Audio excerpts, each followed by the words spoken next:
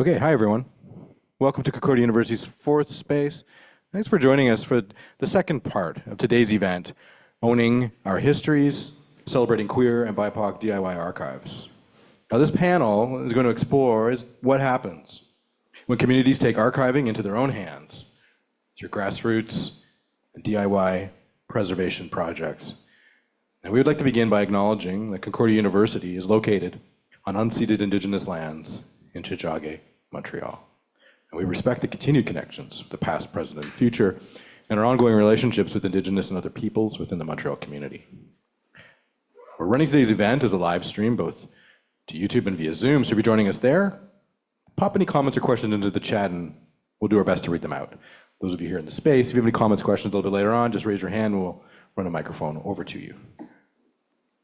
Now, my pleasure to introduce our moderator for today's panel. Taïna Mueth is an artist based in Tiotiaké, Haitian and Cameroonian descent, and beyond her artistic practice, is also actively involved in community and educational projects, as well as a co-founder of the collective Je suis Montréal and Learning Loop. She also enjoys facilitating numerous workshops and topics such as anti-racism and social justice, and we're very glad to have you here. Taïna, over to you. Thank you so much. So hi, everyone. Thank you for being here this afternoon.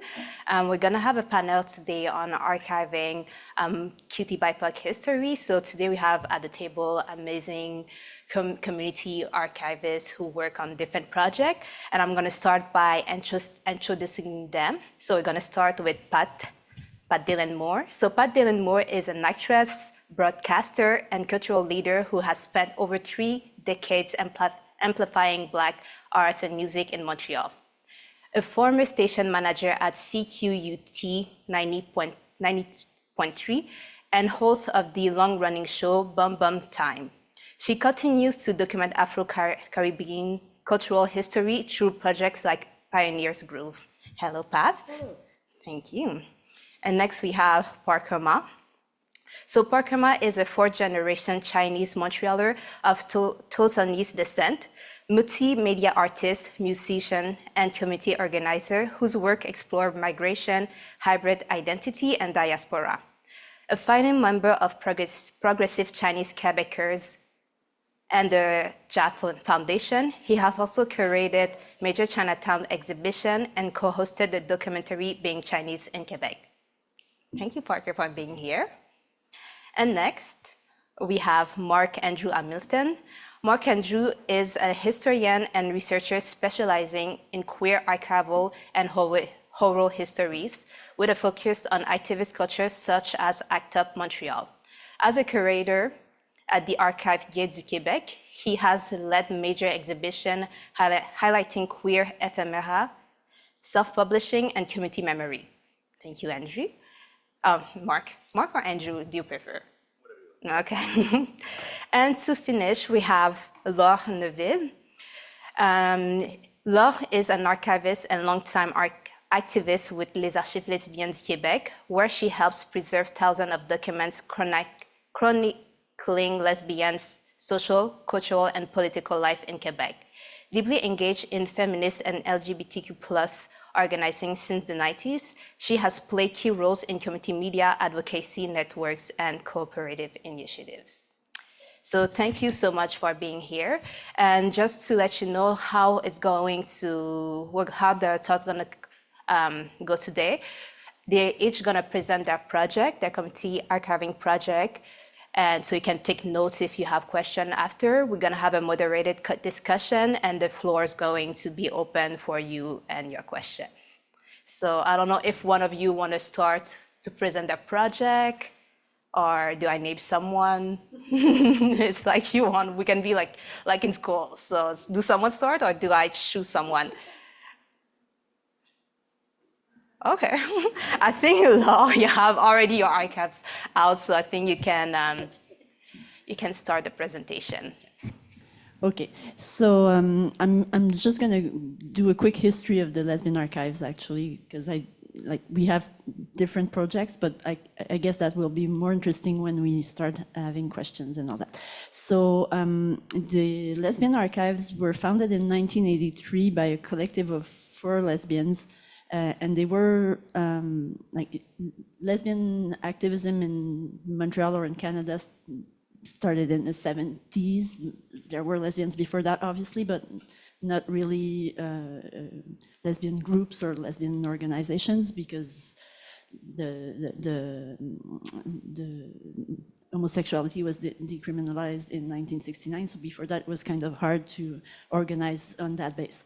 So in 1983, there was maybe 10 or 15 years of organizing, and those four women started to realize that the traces of what they'd been doing for those years weren't kept anywhere, because the institutional archives at that point didn't really collect anything that had to do with LGBT people, like that, anything that wasn't in the mainstream.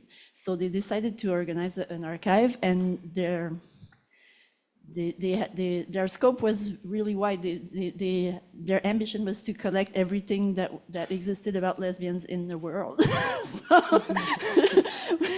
which, when we look at it now, is a bit crazy, but maybe at that point it was possible. I don't know, because there wasn't that much stuff yet, but still.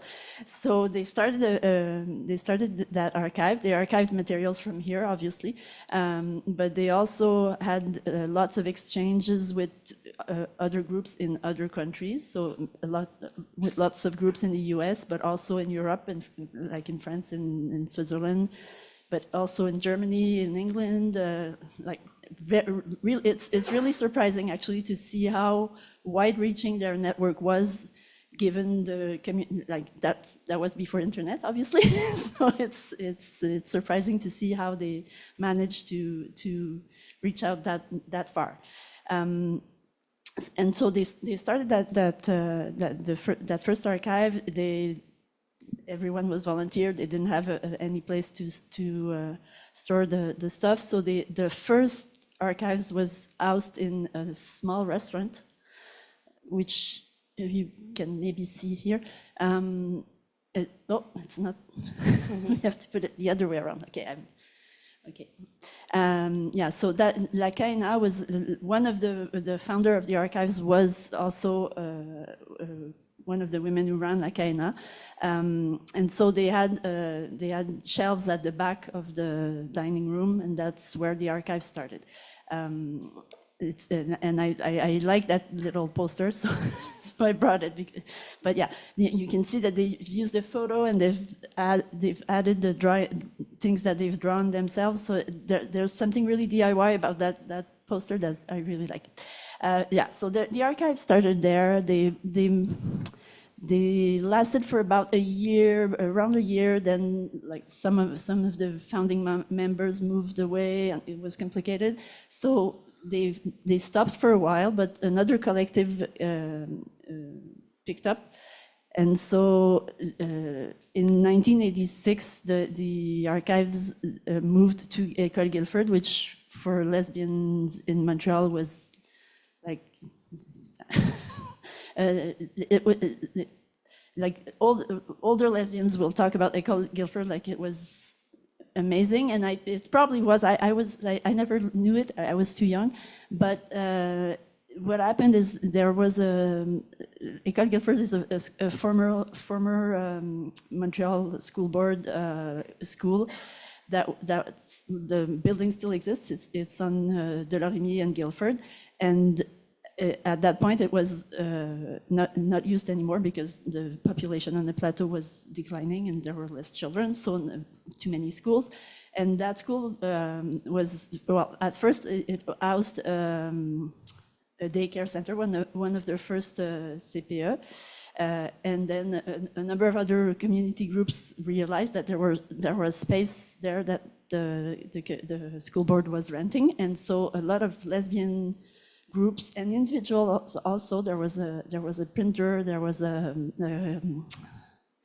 ébéniste. I don't know how to say ébéniste in English, but anyways, painters, all kinds of artisans also moved in there, and lesbian groups. So there was the collective that ran the place was called Art et Geste, and it was a group that organized, well, their idea, they were trained artists. One of them went to the National Theatre School. Another one was a musician. But they felt that there was no, like it was hard to have lesbian art in more institutional places. So they decided that they would create a space where lesbian could create art. So they were creating, but they also invited everyone in the community to participate in projects, artistic projects. So they were the one who ran the place. There was the lesbian choir. There was the archives was there for a while. There was a lending library also. A number of other groups, and for about 10 years, the archives arrived in 86, but the Guildford School started a bit before that, and until Guildford School closed in 1993, the archives was there, and there was lots of activities. The archives organized lots of stuff, but everything that happened in the lesbian, or maybe no, I shouldn't say everything, because obviously there was other stuff, but a lot of what was going on in the lesbian community would be linked in a way or in one way or another linked to Guildford. So the archives was in the middle of the community also. And in the 90s, the school board and the fire department started. Well, they felt that the school wasn't, or the premises weren't safe enough, and also I think probably some of the groups did not respect all the regulation and all that. So, but anyways, it started being a problem. The school board was also starting to think that that school, they would never use it again, so they wanted to sell the building. So they started saying that it wasn't a safe space, and so they basically not really threw people out, but they put pressure on groups for them to move out, and so Guildford School closed. It stayed unused for a few years, and then now it's condos. So it's the gentrification of Le Plateau started in the 90s, and that's one of the good examples. And from 93, when Guildford closed, until the beginning of the 2000s, the archives were in different people's apartments, so there wasn't really any life. Like the documents were kept, but there wasn't any activities around the. And right now, where is the lesbian archive? Are they? Yeah. So for a while nothing was going on, or not much was going on. Then one of the person who had the stuff at her place had to move, so she approached the Lesbian and Gay Community Center on Plessis to see if the archives could be housed there. But she didn't want to give the materials to the center because she wanted lesbians to organize around the archives. But so the center at that point accepted, and a few years later we put a collective around the archives and started organizing new activities and all kinds of stuff. And we've moved in 2023, sorry. So a few years ago to Cité des Hospitalières, which is the former convent behind the Hôtel Dieu. And I heard that, I don't know like which project you're here to present today, but I think it's the one that was at the MEM. Can you talk briefly about the project that you came to present today? Okay. So we obviously we do a lot of activities, but our big project last year, and I think one of the most interesting ones we've done to date, is an exhibit with MEM. So MEM is Centre des Mémoires Montréalaises. It's a museum right downtown corner Saint-Laurent and Sainte-Catherine. And they have a space that they lend basically to community groups. It's called Kiosk, and they have, I think it's 3 exhibitions a year that are the community groups can submit projects. The date is in a few weeks. And they have a citizens committee who chooses the projects that will be exhibited at MEM. And so we got chosen last year. So we had that exhibition for the whole summer, actually. I have the... Oh, nice. Obviously didn't bring the exhibition itself, but we have, how do Some we have it? pictures. Yeah, we have the poster, actually. Yeah, it's probably the best. So yeah, for the whole summer. And it's interesting because the team at MEM obviously has expertise in museography and scenography and all that. So they're really, it's really fun to work with them because they consider the group that ils accompagnent le groupe en fait. They consider us as the expert for the content, and they help us put our content ils aident à mettre en valeur et à présenter au public, which is really interesting, which gave great results, and yeah. So. Okay, thank you. I'm going to ask some question later on, follow-up question on the project, and just since you're next to the microphone, do you want to go next? Sure, absolutely. I'll start by saying like my role at Archivists du Québec is a volunteer curator. I don't work there, so I can't speak on like a curatorial level necessarily. We're also working on an exhibition with the MEM, which is an exhibition or an expansion of an exhibition that we mounted earlier at the AGQ about ACT UP Montreal. And this exhibition was built on oral histories and photographs because there's a huge holding of photographs of ACT UP Montreal in the archive. I think the project I'm meant to speak about most today is about zines, because we also did an exhibition called Generation Xerox, which was about predominantly zines, but also self-produced DIY publications and photocopy art. So anything from like show posters to self-made zines. It was inspired in part by a very large exhibition that was at the Brooklyn Museum, and I think has since moved to the Vancouver Art Gallery, about artist-made zines in which everything was under glass, so nothing could be touched. Mostly you could just see covers of things along with a short history. So the AGQ has a lot of these publications that are actually quite valuable and very rare to touch. So we wanted the whole exhibition to be consultable by the public. If you came, you would get like a pair of white gloves. You could pick up anything you wanted to. You could look through it. This will be remounted this summer at what's the library in this building? In Concordia? Yeah. Webster building, okay.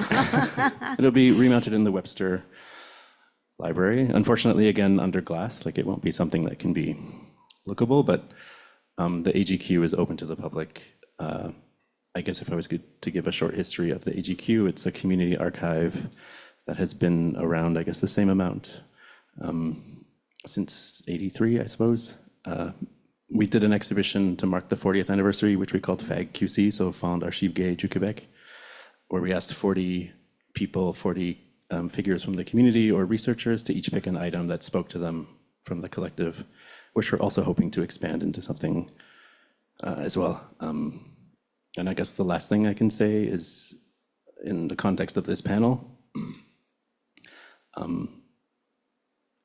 there's always like a dialogue of trying to approach other groups in Montreal that maybe is not currently represented in the AGQ. For example, like a recent addition would be the Queer Prisoner Project, Correspondence Project. They came and brought their archives to the AGQ. It was quite a long process to get it there. Now it lives there. I know that the Kanawage Pride, they have their archives there, but it's an ongoing kind of conversation to create, you know, a space where people want to store their stuff, or that serves their stuff and serves the community that wants to look at it. And this will be interesting to talk about today, for sure. Can't wait. Thank you. Parker? Thank you, everybody. Thank you for the invitation from Archives Montreal. My name is Parker Ma. I'm a fourth generation Twice-Chinese Canadian descendant. I'm originally from Vancouver. I moved to Montreal about 20 years ago, but my personal archiving journey started when I was a kid because my family are hoarders and they kept everything. And so I would find like, oh, Dad, what's this box of negatives? What's this box of slides? Remember slides? Anybody remember slides here? No. What's this object? What are these suitcases doing here? These old suitcases, these old laundry bags. Because my grandmother and grandfather also kept everything. So, and I started getting these little bits of stories, right? And that's really how it started. That's really how it started. And later on, I would do school projects and interview my grandmother and start to piece things together about the family history. And when I moved to Montreal, one of the things I did was I worked at the Center for Oral History and Digital Storytelling right here in the library building with Remy, among other people, but just to see the potential of, and I started to formalize my experience and training in actual oral history, archives and recording and these different types of techniques that were used in the context of the Life Stories Montreal project. So that was kind of my basis from where I was coming from. At the same time, I was doing community organizing. So it was natural for me to marry the two. I started organizing in the Chinese community about 15 years ago in Montreal. And right now I'm involved with the Jia Foundation, which is a foundation, an organization, a nonprofit that works to preserve and promote tangible and intangible cultural heritage of Montreal's Chinatown, and by extension, other Chinatowns. So when I talk about Chinatowns, I really mean like the history of the place.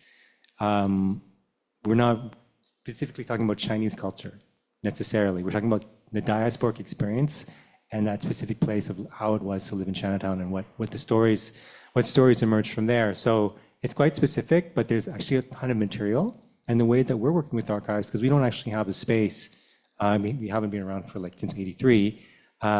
We have a space that's a multifunctional space, that's a third space in Chinatown called Chinatown House, which is at 116 de la Gauchetière West. But it's not a large space. We can't keep a lot of materials in that space for people to come and consult. The way we're working with archives is more interactive and more participative and intergenerational. So what we're trying to do is, first of all, because when we were formed, it was a period that was very transitional for Chinatown in the sense that a lot of buildings were being purchased and buildings and businesses were closing and people were moving out or passing away. And ultimately, some of the things that were in those buildings, so the stories that were in those buildings were disappearing, were getting lost, were thrown out. The amount of things that had been thrown out over the years, right? And so we felt that it was really important to hang on to those things and to give it meaning. And the way we give it meaning is not only through oral histories and collecting, talking to different people who understand what the objects are and what they mean, but also linking that to the future generation. So not just saying, okay, why was this place important? Why was this building important? This business important?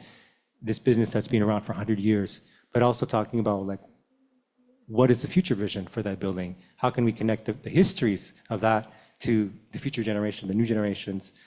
We've done that through different types of programming, through panels, through exhibitions, through film screenings, through talks, and so on. We also have done it through different programs, like youth programs that we're collaborating with currently Chinatown Youth. One of the things we did was do a social justice learning tour cohort. That's probably, I think they talked about it last Friday, as a way to bring the histories and transmit them orally, and have the youth then create their own tours from that material. So it's a way of making the memories live, right? Like the poster says. So those are some of the projects that we're working on. We also do,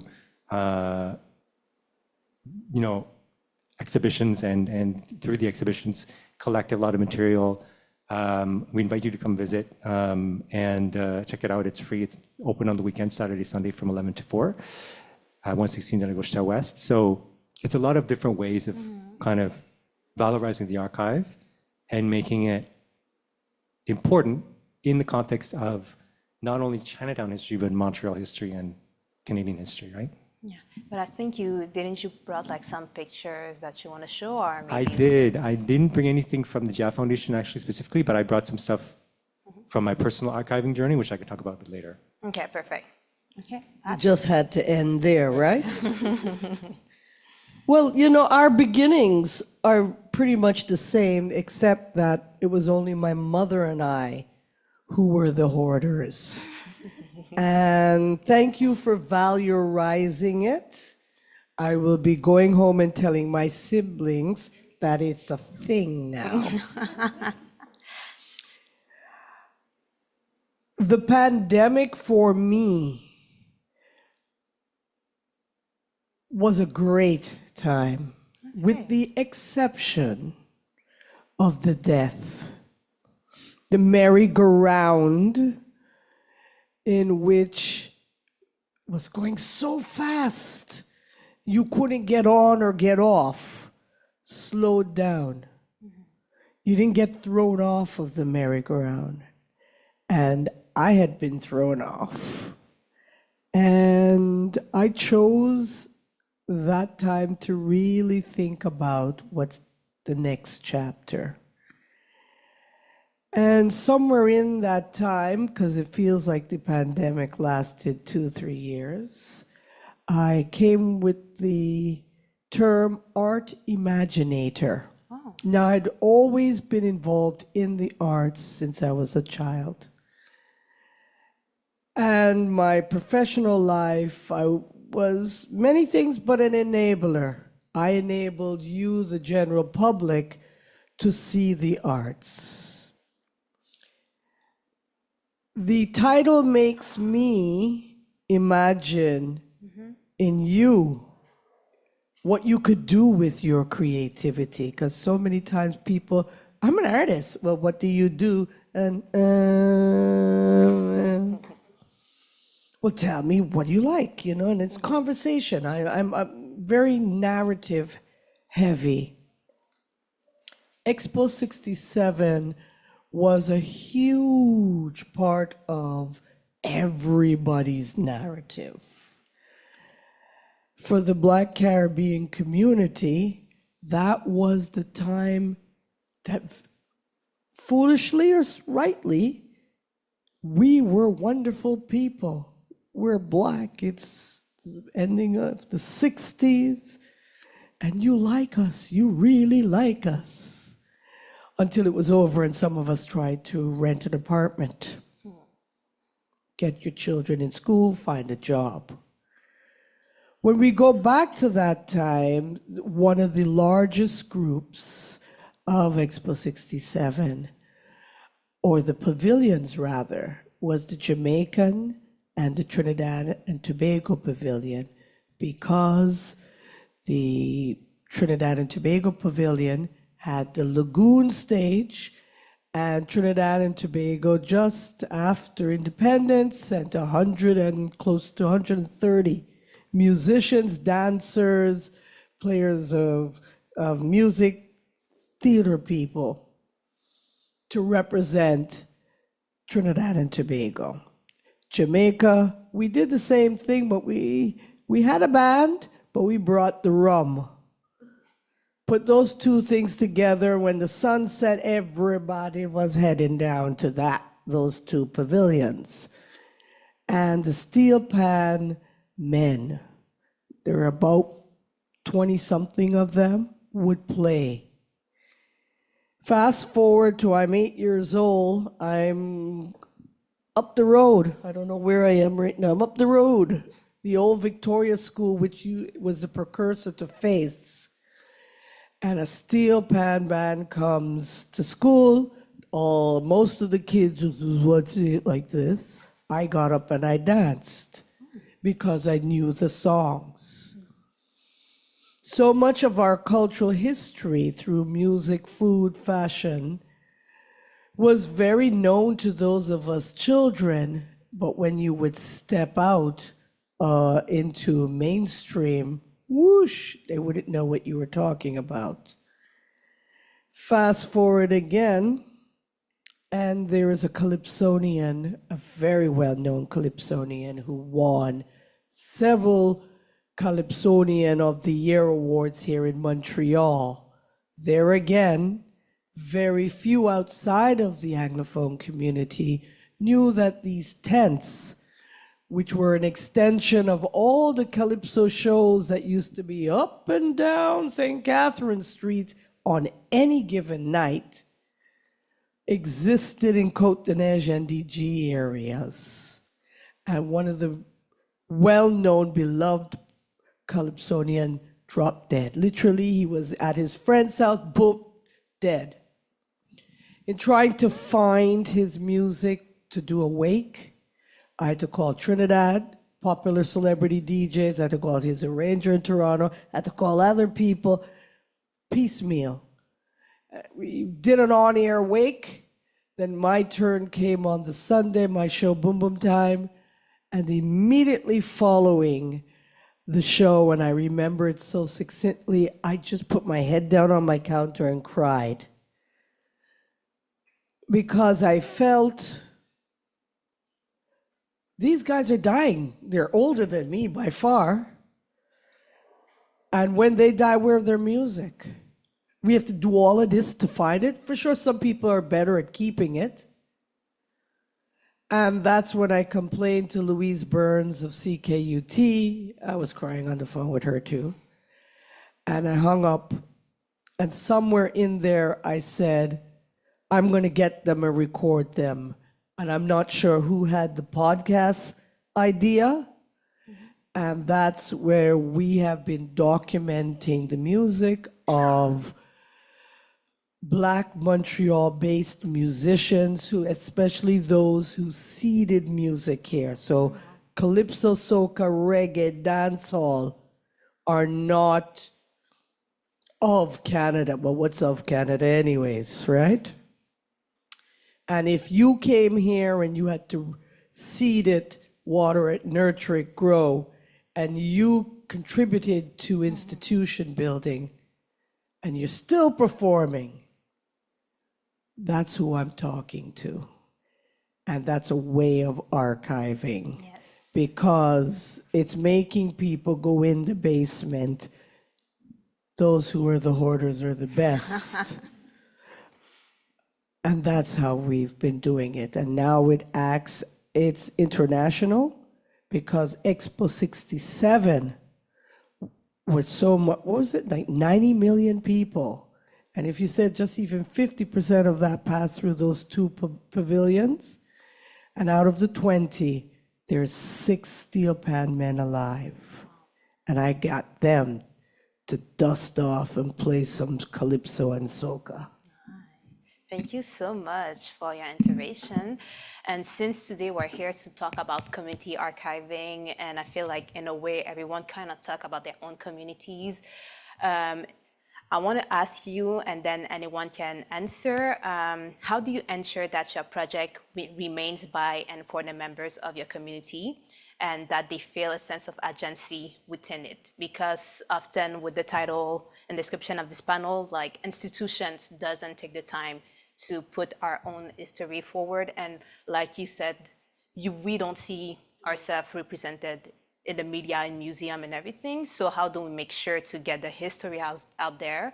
But people, like, when you watch documentaries, it's just like people go there, they take the information and give it to people who are not even part of those communities. So how do you maintain this sense of agency? And how do you make sure that people participated in the different projects that you said, like with the steel pen, like what was their role in every project that you said?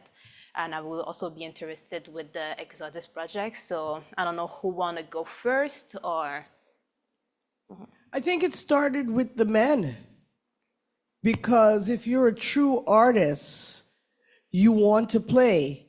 And much of their regret was that they didn't get to play quite as much as they could. And taking the time to listen and putting them together to talk, because in families, Thanksgiving, Christmas, whatever, if 12 of you or 5 of you get together, you talk. Remember the time? And they start, no, it didn't go that way. No, it did. And what about that T-shirt? And capturing that. And then you move from the men, talk to and the women, because they were, we haven't started doing any of the dancers yet. Start talking to the partners of the people and going in their house, because I'm kind of like that, and just throw it on the floor and I'll look for it. and watch when they get nostalgic about like the passport, and you had to get the passport for Expo stamped. And you know, one of the old men was looking at it and he started leafing through it, and you could see he was almost there. And then the children, and then saying things like, you know that YouTube, that recording? I'm going to do it so you can send it out to whoever. And that's, you get buy-in, and then you demystify YouTube, Facebook, Instagram for them. And unfortunately, I'm a little bit of a gangster. There have been funerals. The person who I dreamed about doing this project with died. He went in the hospital the day we were to go and shoot with him and 3 of the members. And in the funeral, that's when, oh, we need to get together more. Oh, I only see you at funerals. Well, there is this project. And I've been doing it not only with musicians, but I tell people, instead of looking for the bank account and the jewelry, can I have the photo albums? Or can you just hang on to it? Don't throw it out, because like you said, the buildings, things get stuck in buildings. It's valorizing and letting people know that the value is not always commercial, that there is an even bigger value to history that's not in the books, because there's all sorts of history in the books. So being able to write the books, because I don't even think they have Encyclopedia Britannica anymore. Thank you. Yeah, I totally agree, because, you know, archives are nothing if you don't have the stories and the meaning attached to it. You can keep as much as you want. If it just stays in a box somewhere, it's just a bunch of papers, or it's a bunch of stuff. So in terms of giving agency to people, to communities, to tell their own stories, the first step is to let them know that their story is important. Because, and that's a fault of our community. I'm talking for the Chinese community. A lot of elders don't really think that their history is important. They don't think that the photos that they had in their album are important. They just throw them out. Like, oh yeah, oh, I came over from Vietnam in a boat. That's not important. Who would want to hear that? Who would want to hear about me living through the Japanese occupation in World War II? Who would want to hear about me living through the Exclusion Act? That's just a dark period in my life. I don't want to talk about that. And so that's the first step, is to let them know that, no, you need to tell that story, right? Whatever it is from your specific community, whatever it is. And it could be something that's very banal for them, or that's maybe also traumatic, right? Because, you know, Canada was founded on racism and colonialism, and a lot of people died building this so-called nation, right? And including Indigenous people and many more who I'm not going to name. But so that's the first step. And the second step in terms of agency is giving those people the power to tell their own stories. It sounds so simple, but for decades, other people have been telling our stories. White people have been telling our stories. White people have been writing our histories. And they don't get it right most of the time. They leave out certain important details about it. Anyways, so I think just being able to give, whether it means putting them in front of a microphone, whether it means training them, be like, no, you can make your own documentary. You can make your own podcast. You can make your own recording. You can make your own journal entry about this photograph or whatever, and giving them the power. So I think that's the first 2 things that come to mind, like as a meta, at the meta level, without getting into technique and logistics. But 2 things that kind of popped to my mind listening. Number 1 would be time. Like, you have people who are dying. Over the course of my research for my project, 2 people that I'd really wanted to speak to but didn't get to, wasn't able to find, they both passed away. One of my main interview subjects at the moment is currently registering and looking into medical assistance in dying. So the time is very, very much now. And I guess my specialty being kind of like 90s queer history, this is a period where everybody was dying. When we put the exhibition up, the photographer who took all these photos, I walked around with him and he just pointed and he was like, you know, he is dead, he is dead, he is dead, she's dead. And so there's, you know, this aspect of time where we have to do it now. It's very pressing, but that said, there's also an ability to meet people through their archives. So there are multiple people who have passed away who actually gave me an incredible bit of guidance through their boxes at the AGQ. So people who, you know, like someone named David Shannon or someone named Kalfesh Oza or Louise Lemont, these people that have been gone since the 80s or 90s, because we have their things that they thought were worth keeping, that they thought were worth, like, for some reason putting aside, we still get to meet them and we still get to kind of take their guidance and their influence, and just bringing their name up again is, I think, really important. Yeah.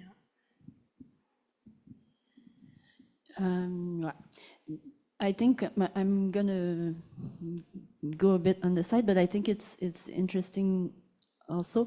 There's something I think specific to LGBTQ archiving and to LGBTQ history.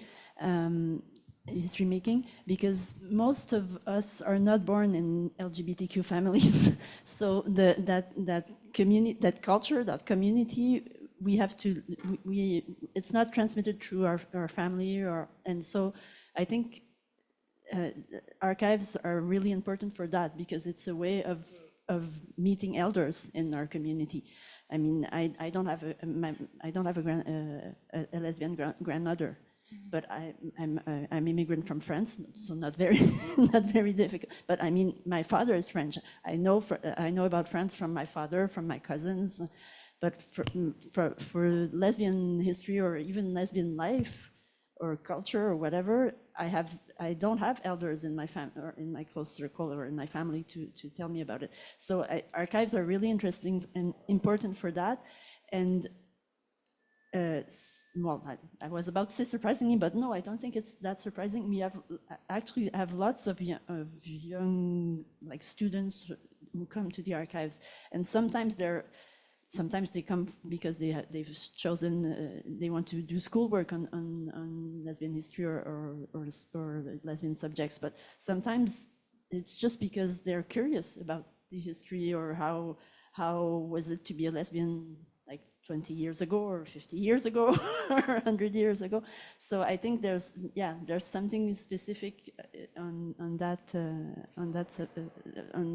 with the fact that we don't, like, intergenerational links in LGBTQ communities. They exist. I mean, we have friends that are older than us, but it's not as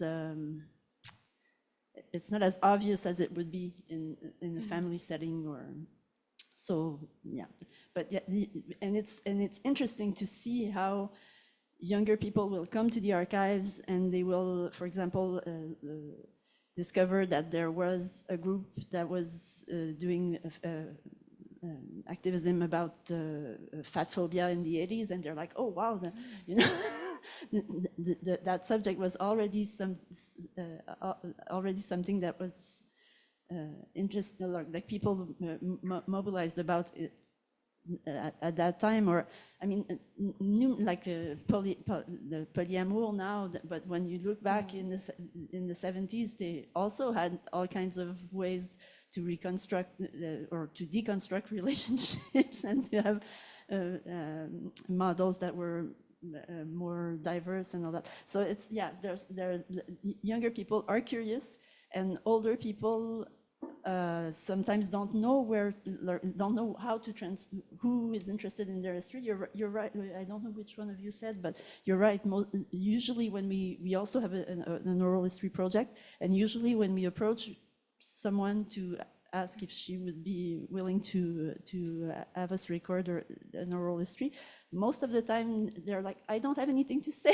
My story's not interesting. But it is, and usually as soon as you put them in front of a microphone and you start asking questions, all kinds of stories come out, and it's really interesting. So yeah. Thank you. The next question, I think, like he said, Andrew, he said that the time is now. And I really found it interesting. Also how you said, Laure, about everything that is related to intergenerational dialogue, and also the fact that a lot of the elders are dying. Do you feel that there's an urgency now more than ever to do more archiving? Do you feel that you had to do the project that you did? And do you feel that the urgency is for, like, everyone is feeling this urgency to archive, or it's more towards a certain demographic? Because do you feel like the youth are interested? Because you said like elders are not really interested when you ask them to tell their stories. Like, do you feel the youth are more interested? So like the time is now, like what does it mean for you in your project and the work that you do?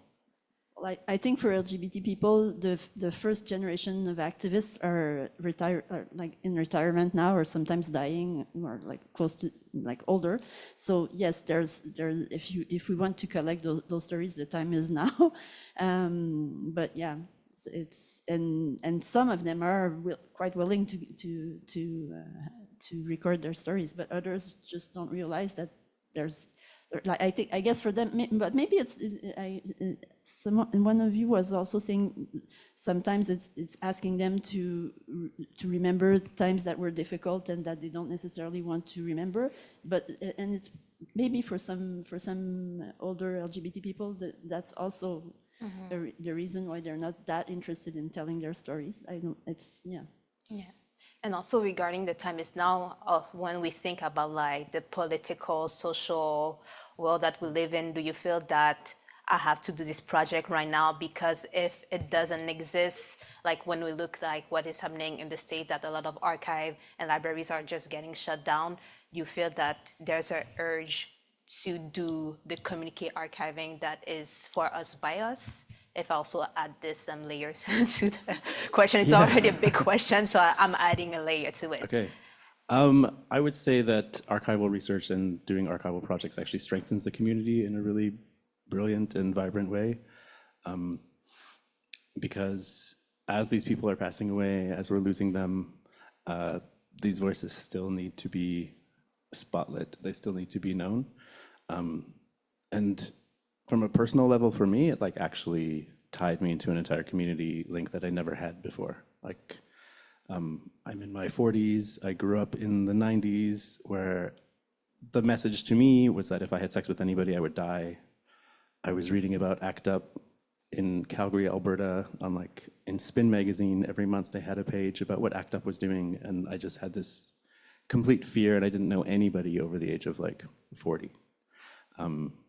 At this point in my life now, I'm meeting people who are 60s, 50s, 70s, 80s, and it's this whole new kind of world and link for me. And like, there's a legendary activist here today who's very helpful and incredible. Maybe she doesn't want to be spotlit, but she is amazing. Karen Herland's right there. There's new young people doing amazing things. Like, I see House of Old Navy is here and doing incredible things as well. So drawing those worlds together is like so important. And like, there's a young researcher, Vincent Mousseau, who I've been speaking with, who wants to come do some ballroom related stuff at the AGQ and see what's there. And that will continue to kind of like draw these links together. And yeah, the time is now, you know, there's no two ways about it, I'd say. Yeah, absolutely. I mean, we have the same issue with elders dying off, but then we have the added issue of because we're a place-based organization, and we are the Chinatown is under incredible pressure from gentrification and development right now, and we get it. You know, you're an aging building owner, you're in your 80s, your kids don't want to take over the business, so you want to sell, right? You don't have the time or the energy to keep up the building, and so unfortunately, a lot of buildings are being lost, and with it, everything that could be inside. Like, for instance, the Wings Noodles building, which is at the corner of Côté and de la Gauchetière streets, it recently closed in December, okay? And a lot of people think, oh, it's just a place where they used to manufacture noodles and fortune cookies. But actually not, because it was a community hub. It is a community hub. It's a place that supported so many new businesses, and a place where people came to be supported. And people, when the Davis and Sons building and the Wings and Noodles building were sold in 2021, people were worried about what would happen with the stuff inside. And one particular volunteer who was very passionate about museology and history was named Jean-Philippe Riopel, who's actually a Québécois dude who lived in Chinatown for 20 years, and he's a neighbor of Wings Noodles. He went and saw the manager, and he said, Gilbert, what are you going to do with all this stuff now that you sold the building? And he's like, look, I'm not a museologist. I'm just I make noodles. I run a factory. I don't have time to deal with all this stuff. And he said, no, you can't throw it out. Listen, I'll go in and I'll look at it for you. And he went in not knowing what he would find, and he started pulling out incredible things that nobody knew about. Because Wings Noodles, they had another store. They had a facility next to it, which is called the Davis and Sons building, which is a 6-story building, former church, and they use it for storage. And the 5th and 6th floor were used for storage. And so sometimes, since Arthur Lee was the father of Gilbert Lee, he was such a nice guy, and he was known by the community. Sometimes people would come and say, listen, Arthur, I have to go back to China for a little while. Would you mind keeping this chest of my stuff in the building? Like, just keep it for me. I'll come back. I'll get it in 5 years. And they would never come back. And so Jean-Philippe literally found sealed chests that had not been opened since the 1950s, sitting on the 5th and 6th floor of this noodle factory. And when he opened them, he found like clothing, photos, letters, hockey sticks. There's old calendars. There's tons of stuff, and now it forms the basis of the Wings collection, which is over 8,000 objects that Jean-Philippe saved literally from the garbage. That's now going to become the biggest probably it is the biggest collection of Chinese Canadian objects that has ever been assembled in a single location. So I mean, the fact, and that's just one building. Right? So there's many, many buildings in Chinatown, and we're losing them every day, right? We've lost a lot already for the Guy Favreau complex, which destroyed 1/3 of Chinatown in the 70s. All that has been lost, almost, except for the people who remember, right? But the physical objects have been lost, and the buildings have been lost. So how many more? So that's also the urgency on our end, is to, because we're working in a specific place that is threatened, to get those stories and get those objects saved before they're sent to the dumpster. I would say that some years ago, I work in media, and so I had to read every single newspaper. And I came across this story, and a series of stories actually. Canada will be having an aging population. What will it mean? Or we need to study this, and blah, blah, blah, blah, blah, blah, blah. And so now I'm who they were talking about, which is fabulous, because I got out of the work race with most of my marbles. And retirees right now, some of them have even more marbles than me, and are bored, are looking to do something. And so how do you get all these people? It's almost like, I can't remember what cartoon it was, but it used to be Wonder Twins, activate. How do you activate these people? And so the time is now. And in the same way that you are preparing, because you say retire and everybody starts thinking about dying themselves, putting your affairs in order. It doesn't have to be this horrible glove I bequeath to you when you start crying over it with your scotch. It is the scrapbooking, and I'm telling the stories. People are having grandchildren, and it's that. The other thing I want to say is that we started with music. And music, like food, how else do you get to know about each other?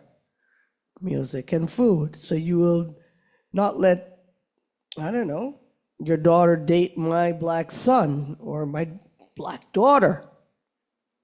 But you will eat our food and you will listen to our music. And so by putting these music together with the narrative, you are learning about the ties that bind and our our similarities, the parallels. Like I sat with you as you open your mouth to me, oh my God, we're brothers and sisters. At that time now, and we have a whole new value system. I'm going to go back to the pandemic. When they locked us up, we had time to think. And for those of you who forgot about it as soon as they unlocked the gates, those of us who hung on to, I'm going to do this, this, and this, it means that generational, intergenerational, and cultural change that just went in a second. We now have this boogeyman over us saying anything could happen at any time. Then you look to the south, we have this lovely situation.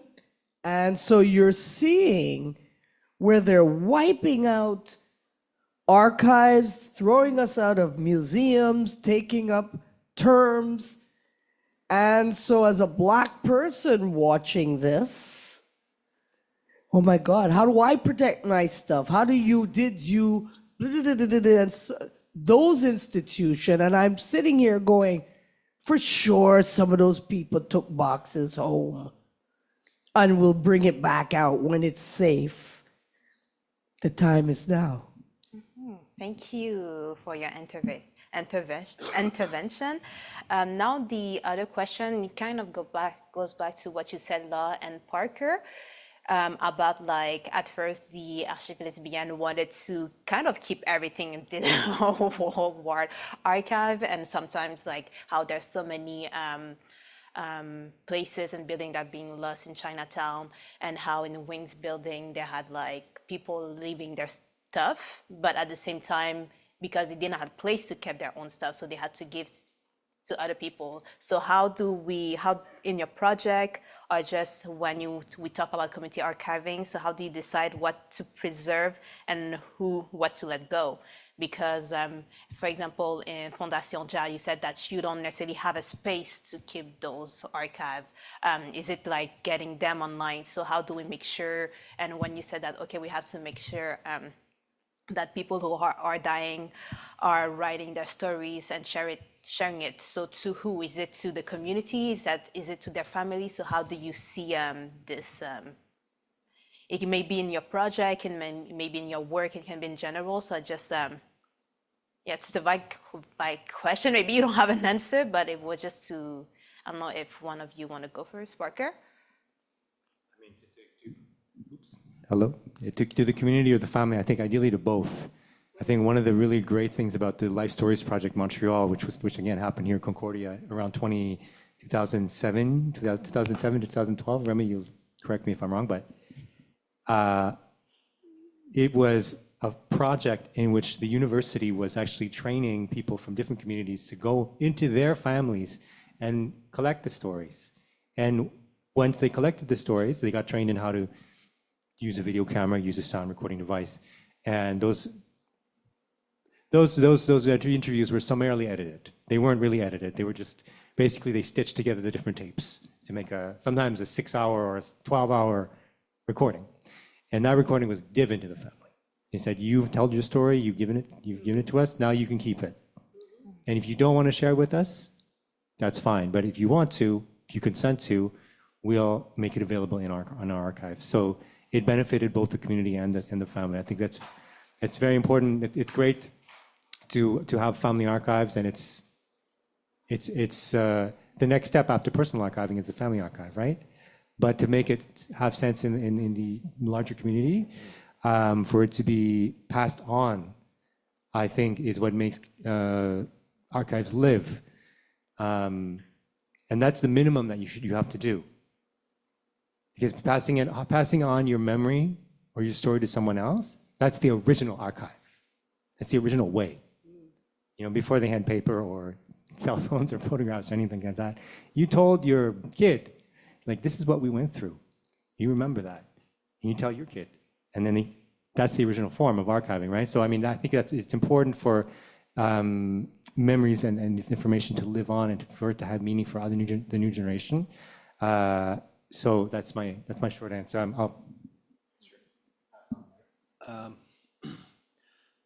I'm thinking a lot about the exhibition that I mentioned earlier, which we called FAG-QC, where we asked 40 people to each select something. And typically when we go into an archive, I think we're looking for something specific, and we don't fully realize like the breadth that's available there and what people look for there. So when we asked 40 people for 40 things, we had everything from like t-shirts to matchbooks to a single photograph to a magazine article to these massive wall-sized paintings that hadn't been seen in 40 years, you know, and by an unknown artist that just happens to be there.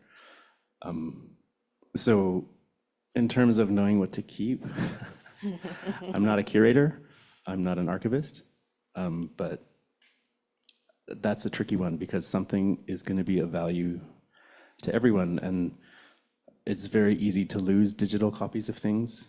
And I'm sure maybe some of the records you're dealing with, there's one, and you have to find that one. And there's, for example, there's a couple of records in the AGQ, which maybe there's 4 left in the world, who knows? So I don't exactly know. I think you'd be able to answer this better than me from like an archive perspective, but. Well, you're right. It's difficult to know what will be relevant in the future. I'd be tempted, for example, to think about materials about lesbian motherhood. In the 80s, it was not really something. I mean, there were a few articles here and there in lesbian magazines and stuff like that, but most lesbians didn't really have an interest, or at least, or thought they couldn't have an interest because it was too complicated. I don't know, but it wasn't a subject. Now, parenthood, like LGBT parenthood, is a big subject. So if someone in the 80s had said, oh, we'll throw out that because it's not really interesting and there's not much to say about it, and I mean, we wouldn't have those records anymore. So it's real. That's just an example. So it's kind of difficult to decide now what will be relevant for future generations. And yeah, what we've done basically at the Lesbian Archives is that we've centered, like when we started a new collective in 2015, I think it was, we decided that we would keep what we already had in the collections, but that from now on we are collecting what's documents or artifacts that are Quebec based in, like produced in Quebec or relative to Quebec. So that's how we limited our scope. But yeah, it's Okay. Masters. And by that, you know, it's, I make a master, I lock it away. I tell young artists and my daughters, I used to work in film, don't keep copying from the master. That's goal. If you can afford to put it in a bank vault with a whole bunch of notes and tell everybody who has some sense in their head that that's where it is. And then you have your sub-masters and so forth, so forth. Partnerships. When the National Film Board made a couple of films that really, well, a whole bunch of their things over the last 85 years are rises to the top on our stars.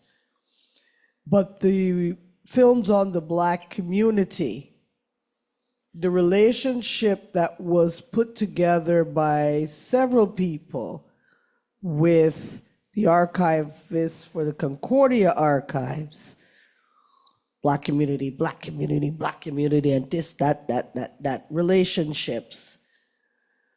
So people really recognized when they saw the films or the output, the artistic output in those films or new songs or whatever it is, or it was part of a book or their photos in the book, really got it. And one of the things at the time was always said, make sure it's always accessible to the community. 80s, you used to be able to get a tax receipt when you gave your things to the Canadian archives. And so people with money used to do this stuff, get tax receipts. And so we were, teaching the community these particular things until, I think it was Mulrooney who closed down and chucked a whole bunch of things out of library and archives. Ottawa, we've been telling people to spread it around and partner with people. And if you are going to die and leave your papers to universities or archives, stipulate and make sure that the contract says must be accessible to communities. And if you haven't even died yet, send some kid to go and ask for something from the, Mr. Ma collection. And when they go, no, there's no Mr. Ma collection here. Well, Mr. Ma could hire a student. We have to. We have to. In anything, you have to test the constraints. And I think the last thing I will say on this is a whole lot of trust and understanding that, yes, as a community, we have the right to have our own institutions and have access to our stuff. But stories and music and everything is just almost collectives. Film is made by a whole stream of people with a whole bunch of different perspective on that creation of that art tool. There's a whole chain of command. So I want to say that we need to understand that you can have part of the history, but as long as I own and it's understood, so that we don't go back to a time where our story is being told by everybody but us. Yeah. And call a spade a spade. Thank you. And for the following question, I'm going to continue on what you just said, Pat, about partnerships. So when we talk about partnerships, it can be working with other nonprofit, other grassroots organizations, and sometimes with institutions. So how do you choose your partners when it comes to archiving in your project? Because working with a grassroots means that they don't have money. They want, if it's people from the community and it's marginalized communities, they may not have the time, their energy and everything, because they have so much to deal with in the society. But working with institutions, depending if it's the government or big museum, means that they have historians, they have archive, they have this and that, but you had to fit within a system that often marginalize and oppress people like us. So how do you choose those partnerships, and how do you make, you gave a good example on make sure that if you give to an institution who have maybe more in history of colonization like museum, that is still accessible to the community. So how do you choose your partnership when you do your projects? I've already outlined. I think really and truly there is trust. And a smart woman once said, if there is something wrong, people like to throw money at it to make it better. But I seem to feel that you throw light on it. They call it transparency. You make enough noise and tell everybody that this is there and can be found there. One of the earliest women in radio, who happens to be my mentor, Dr. Louise Bennett Coverley, died. And she, of course, was from Jamaica, was doing radio with RADA in the UK, which is, of course, before BBC, and dies in Toronto. All of her papers went to York University, and the family or York University made reams of these flyers to let everybody know. And I think we also need to start raising our kids or our cultural institutions, like our after-school groups. They used to teach all this stuff in school that they don't even have gym or art classes anymore. Things, the grassroots organizations, we need to start teaching our seniors, our youth about some of these things. And that is one of the ways that we can do it. Yeah, and I think institutions is a double-edged sword, because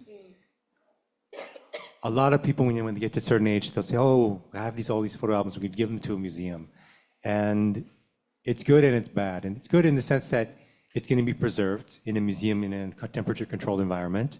It's going to be touched with white gloves, you know. But on the other hand, they don't. Usually, most museums will not know anything about. If you just dump a bunch of photo albums, they're not going to know anything about who the people are, and they're not going to do the research. Sometimes it's not even accessible, right? Sometimes you need to be like a PhD researcher to even get access to that stuff. And so, on the other hand, if you say I want to keep it in the community, and then you run the risk of it getting lost, or somebody, throwing it out, or it rotting to death in some box and in some dank bar basement. So it's very difficult. We sometimes get people saying, "Oh, I'd like to donate this and this object or that object or these things," and we unfortunately don't have space for it. So the best we can do is, I guess, because institutions aren't going away, is to work with the institutions, but work with them on our own terms, and say, if you're gonna keep these documents, you have to let people know, first of all, that they're there, and you have to do more, and you have to give meaning to these. And I think certain institutions are doing a better job in opening it up and doing artist residencies with some of these collections. But it really is that question, right? Of, do we keep it ourselves? A lot of communities don't have the capacity. Fortunately, you guys do. You have a room for it, and you have a space for it. But obviously the ideal and the dream for us would be to have some type of learning center, archival center, where people could come and consult and give stories and leave things. So, but maybe a long way off. I'm thinking of a conversation that I had with a friend recently he's one of Canada's top most decorated musicians. He's won the Canadian Music, or the top music prize in Canada twice. He's indigiqueer. He makes these albums based on recordings of people he's related to, singing in languages that are, no longer necessarily spoken. And there's holdings in the National Archives of Canada of his relatives, and it's taken him years to get access to them, and he's not allowed to use them as of yet. The second last time we met, I think he just managed to get in to hear them. So you do have that double-edged sword that you were talking about. These recordings are extremely protected, but to the point where nobody can hear them. Mm-hmm. And then you have, the AGQ or the Archives Lesbian, where it's much more open and free. Things sometimes go missing. So I don't know where you find the middle. I visited an archive in Montreal at one point, which were so strict that I wasn't allowed to turn the pages. Somebody with white gloves would turn the pages for me. So I don't know how you find the middle of that, and what's protected. And the AGQ has a space at the moment, but who knows what the future holds? Who knows where it goes? Yeah, and then in the project that you're working right now, do you have any partnerships, and how do you choose them? There's this small financial contribution for example, the Generation Xerox. Concordia has a small budget. The MEM has a budget that they share with us, but these aren't huge things. And then other projects just have a surprising amount. I moved here from Vienna 10 years ago, and last summer I went and spent some time in Vienna, where they just reopened the queer archives of Vienna, which are called Queen. And it's a massive building with 2 galleries, one permanent, it's multi-story, there's a huge courtyard. It's all funded by the city of Vienna. It gets millions of euros a year. So there's a different kind of value far away from here, you know? Like we value our archives in Canada and Quebec in a way that at times is confusing to me as to what's considered worthy and what's considered, yes. How you convince people what's worthy and what partnerships are valid and what, I'm not sure yet, you know? Because I think that what everybody up here is doing is, you know, incredible and speaks to an audience that really needs it. Yeah, it's a difficult balance to strike. Of course, being a community archives, our documents and our artifacts are more accessible, but we're also fragile. I mean, our funding is not assured, like our funding ends on the 31st of March, our main funding. So obviously we have donations and all that. We're not going to fold on the 31st of March, but I don't know how, like I don't know yet how we will pay for the next year. So we are fragile. We have a space right now, but as David said, will we have a space in 5 years? I'm not assured of it. So it's, yeah, there's a difficult balance between working with institutions and or keeping our own archives. But and as you all said, institutions sometimes make access difficult. So it's important. I think it's important to keep having community archives. And yeah, so partnerships. The partnership with MEM worked really great last year, and it gave us more visibility. It brought our archives to people who probably didn't know about us, which is including people from the community, which is interesting because how do we reach out? How could we have reached those people if the exhibition hadn't taken place? So it's interesting. The MEM is, at least the team that's there right now, is really great to work with. So yes, that was a good partnership. But sometimes you don't know in advance. Sometimes you will try to establish partnership with a group or with an institution, and it doesn't go very well. Sometimes it's interesting. We also work with like one of the most interesting ways to work, I think, is at least for us, is with university professors who sometimes will want to do projects with their class or through their teaching methods, and that's probably one of the, and it also reaches out to younger people. So that's one interesting way to establish partnerships. But yeah, it's really complicated. It's probably a question that does, because I mean, even institutional archives and museums and all that in Quebec and in Canada are not that well funded. So yeah, it's a question with no answer. It's a hard question. Yeah. You just have to make everybody care.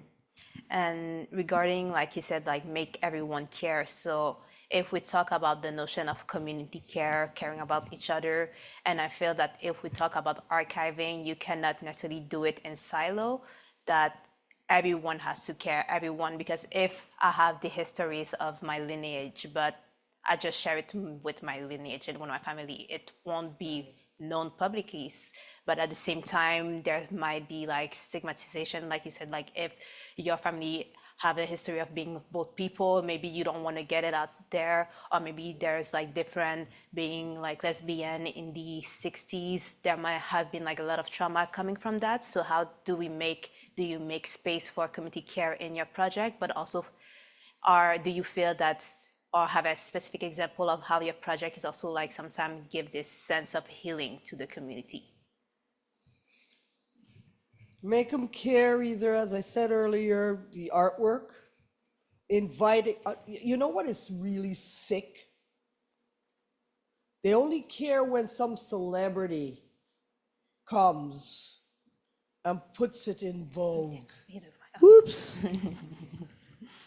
If you can find that celebrity person and talk about or lobby that celebrity person to talk about, oh yes, I keep my masters this way, I do this, I do that, and oh yeah, I journal.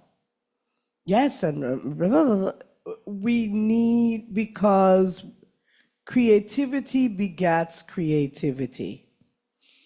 And the celebrities, for those, like me, I just get up and do. I was doing it from I was a child. No one told me that at the age that I am and when I retired, that I'd be on a panel talking about hoarding. It's having a vision. So now we know we need to tell young people and other people my age and the middle age, and you can't expect government to do everything for you, but government, you are sitting down on some of our information. So how about we X, Y, and Z? Like I can think of, there was the Black Community Council of Quebec, which grew out of the NCC, Negro Community Center on Corsall Street. And they were moved to 1968 de Maisonneuve. And from there, they bought the building 2121 Old Orchard. In the building on de Maisonneuve was a library. 2121 Old Orchard, the stewards who ended up being on the board lost it, disbanded the organization, and did not follow the charter. They just put boxes on the curb. Some people picked it up. Yeah. We have started lambasting people and saying, no, that's not what you do. There was a time, in the same way that the boat person felt a little shame that I came over here, it's not important. We made that stuff, not taking care of archives, shameful. If I'm to Google BCCQ now, that did so much. They even worked with the Haitian community in the taxi driver strike. But it's only oral. We've gone back to oral history right now on certain areas. If I Google them, you can't find it. You know how many times when we used to ask for government for grants, they used to make, in those days, they used to give, you had to print the grants 6 times and put 6 different letters and all these things, and it went to government. What, they didn't throw away all of that stuff. So now we're going to have to go back to those said governments and tell them, because the new people there don't know what's in their files either. I'm done. I just drop it like that so your imagination can. Google. I haven't Googled BCCQ in a long time and see if you find it. We need to go, the municipal government even, because they are close to us. All those grants that you walked, diversity, for instance, all the applications that you filled for diversity and photos from the last diversity and da-da-da-da-da-da. Where are they?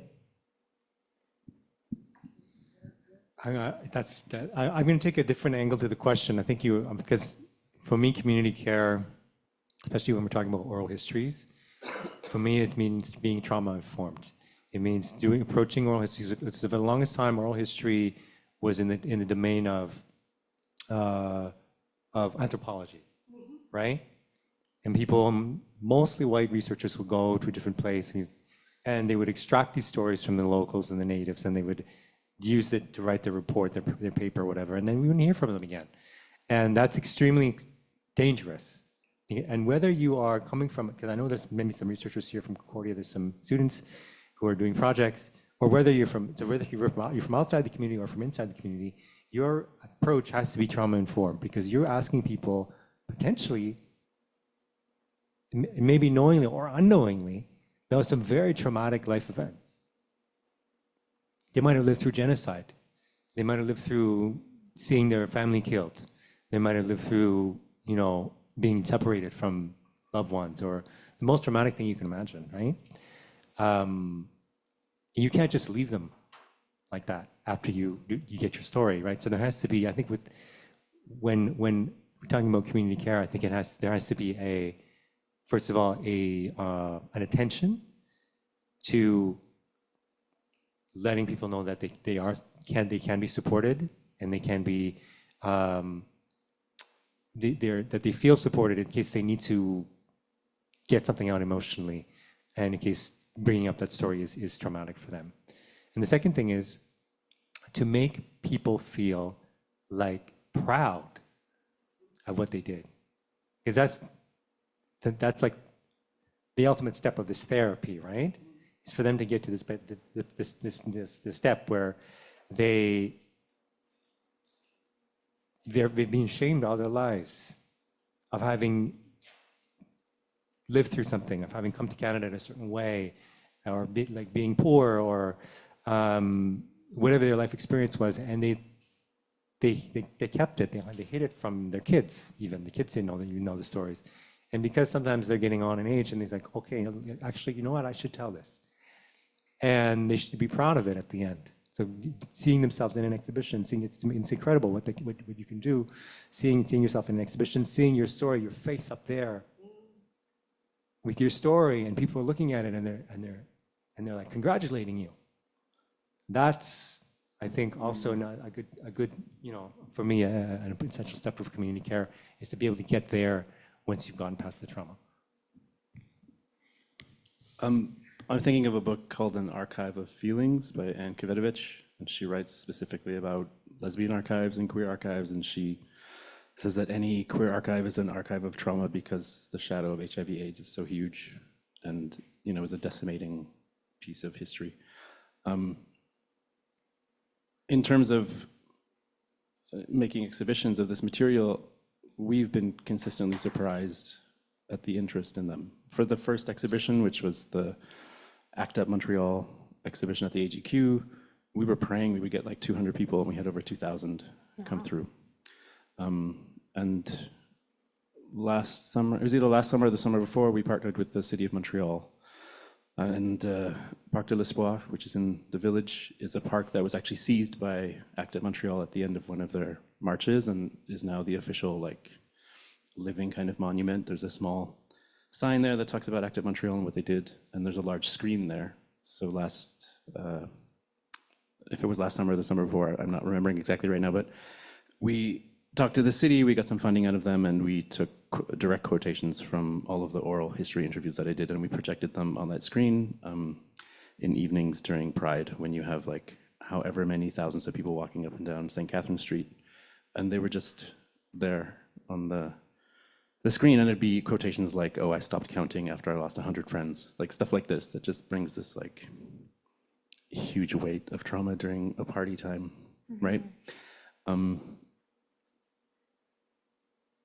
People are genuinely interested in seeing this stuff. Like, they want to hear this stuff. They want to know these things. And the exhibition that you had at the MEM, every time I went there, it was busy. There was people absorbing it and reading it. And there's like this hunger or thirst for it, because I think that the base understanding, maybe potentially now, as you mentioned earlier, about the time that we live in, the political situation we live in, there's a real desire to be reflected, you know, and to know that it's not all in vain, and to know that it's not all forgotten.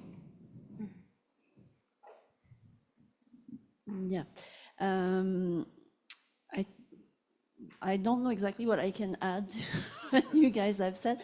Maybe I'll go into a more personal mode. Personally, I knew that the lesbian archives existed when I was in university, so I was maybe 20 or something like that. But it took at least almost 10 years before I could get my hands on them, because that's the period where they were housed in private people's home. And when I finally got to see the archives and started to open, and it was a bit in a bit of a mess because the boxes had been moved a few times, the inventory was lost, but the boxes were finally at the Lesbian and Gay Community Center. And when I finally got to open those boxes and see what was in them, there was a sense of coming home, of finding a community that, I was already active in the LGBTQ community in Montreal. It's not that I was, I already had a community, but finding that community through time, like seeing that we always existed in a way, or seeing proof that we've always existed, and seeing how people live their lives, and that was something really, really strong. And I think, and I see young people coming to the archives now and having that sense of finally finding a community and seeing that, yes, it's important. Yes, we've always existed. And yeah, there's something there that's really important. So yeah, I guess. Sure. Okay. So I just wanted to add one more quick thing, is that the archive that I used particularly about Active Montreal, I asked these people why they donated it, and it was not to archive it. They didn't think it had any value as an archive, because maybe you have the impression that an archive is a big lofty kind of thing. The only reason why they gave all of these banners and posters and t-shirts and like tracks and phone trees and financial reports was because they hoped somebody, after ACT UP Montreal dissolved, which it dissolved because a lot of the people that were running it were no longer here or no longer fit to run it. They just hoped that somebody would come and need these materials, not to research, not to like show in a gallery, but to like hit the streets with them. So I think it's very interesting to think about why things end up in an archive. And it's not always because people are trying to commemorate and document like we've been talking about, you know? Yeah, I want to come back on what Laure said about seeing an archive from decades ago and feeling validated by the existence of a community. I think that's really, really important point. It's a really important point. That's why, because there's this kind of trendy word that's being bandied around right now. It's called placemaking, and we don't use placemaking at the JAF Foundation. We use the word placekeeping, because placemaking implies that we're making a place for ourselves now, but actually we were already here.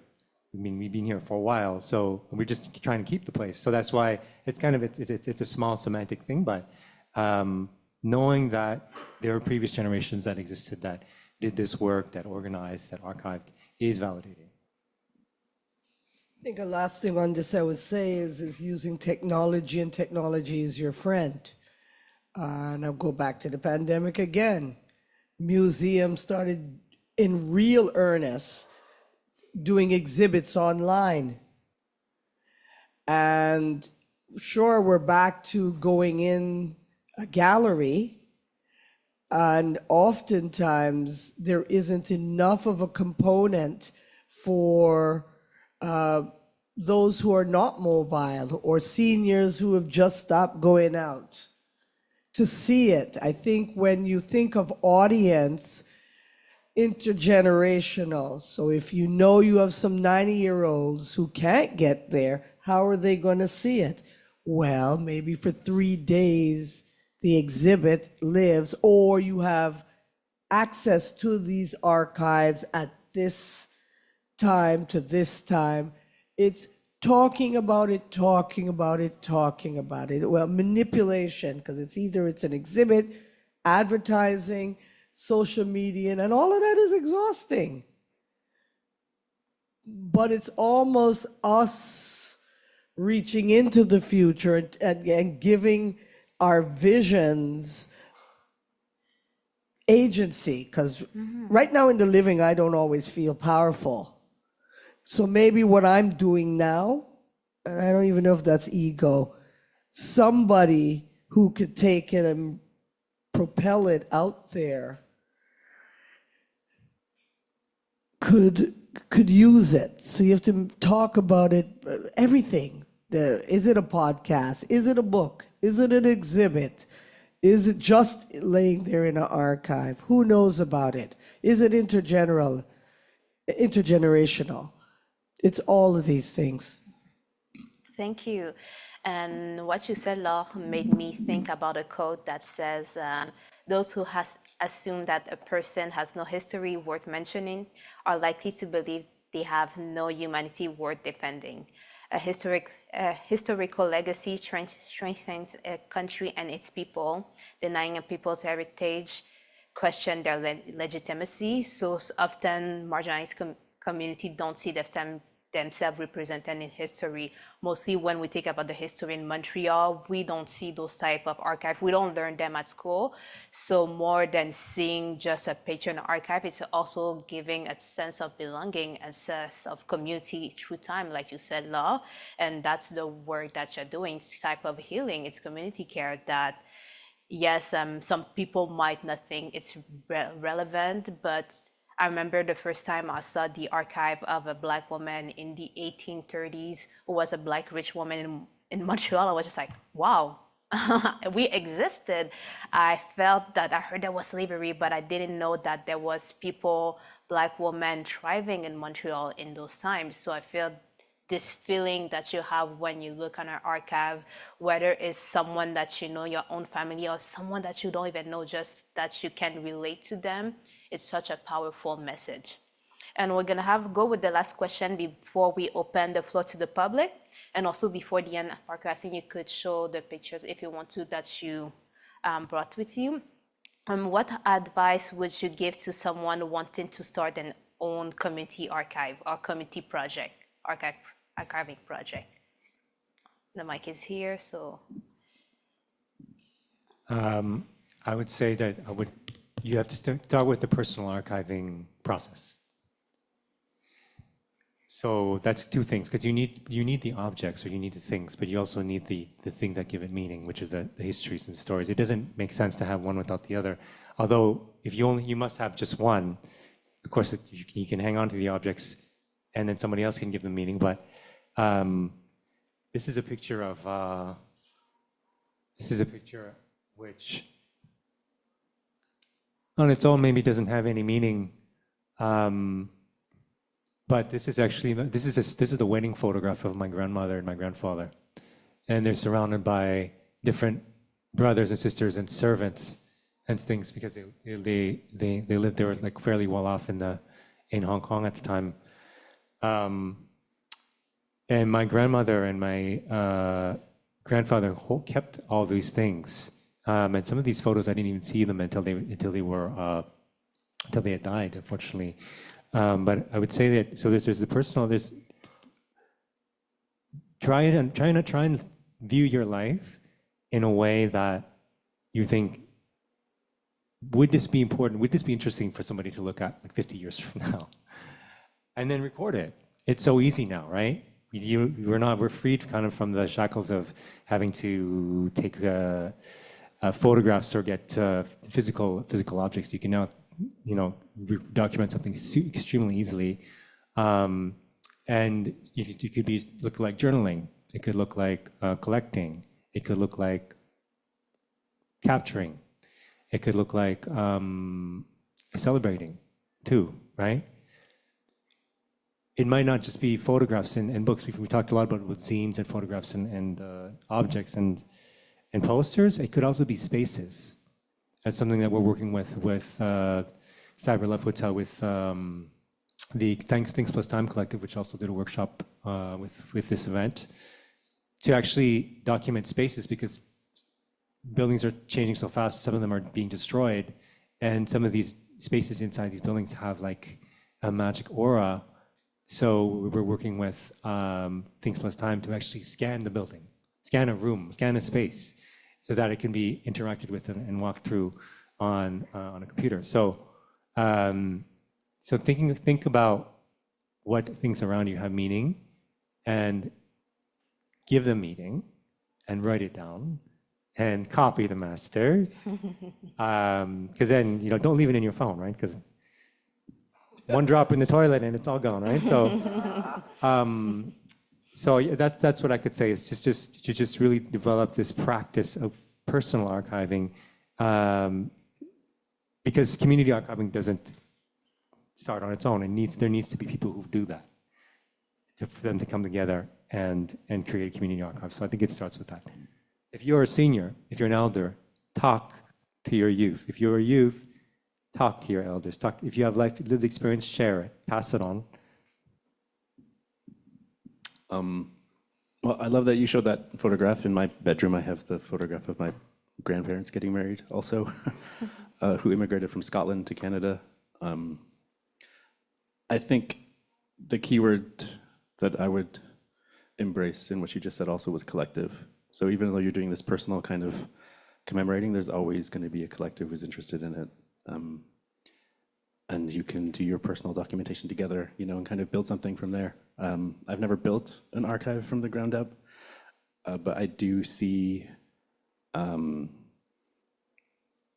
often down at the AGQ and I do see a lot of people coming in to donate their things and just watch the kind of relationship between the archivist there, Simone Baudry-Pilote, and the way that she interacts with the public and brings things in and makes people feel suddenly, you know, like these things that they kept, like maybe it's posters from some rally in 1987 or a rave they went to in 96 or a bar they used to go to, and kind of like this maybe surprise or acknowledgement that, oh wow, what I'm bringing here actually does mean something and will mean something. And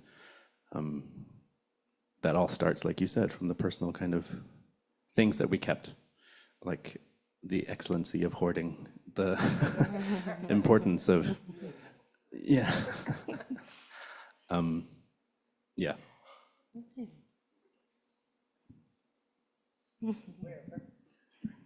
Start. I mean, you could Google how to start an archive, but you were either going to be frightened and go, oh, Jesus, no. Start. And as you talk to other people and build from there, build on the interest when you talk, oh yeah, I'm building an archive, starting with obscure music that came to Canada. Oh yeah, what kind of music? And then you're doing that, and then based on the questions that your he's interested. I might have something. Start, dream. Everything that you've said, start. And then go and Google when you've started, oh yeah, I gotta save the masters in 3 places, right? And buy that fireproof box for your mother's photo albums. Start, right? And find, I'm sure there are clubs and other people, or come and find him. Yeah, I think don't wait until you have the perfect conditions, because you'll never have them. So you'll never have enough funding. You'll never have like controlled atmosphere storage. But start. And then the fact of being able to know your own story. Like I would recommend if you have the wherewithal to actually talk to your parents or your grandparents and ask them if they would like to just either talk to you either on a recording or not on a recording. Even if it's not recorded and you understand and you absorb it, you're going to know where you come from, and you're going to be stronger because of that, because you're going to be carrying that history with you. And knowing where you come from is very, very important, especially for immigrants, especially for me. I carry my history, you know, these photographs are now like burned out of my memory, right? Another thing that I would say too that gets lost sometimes with these types of objects is the political context. That's the kind of thing that's hard to capture in a poster or a photograph. Because you can see the photograph, you can say, oh, that's this person, that was such and such, and this was at this place. But sometimes what gets lost, because when we're living in a political type of like a political period, it's kind of fuzzy when it started and when it ended, right?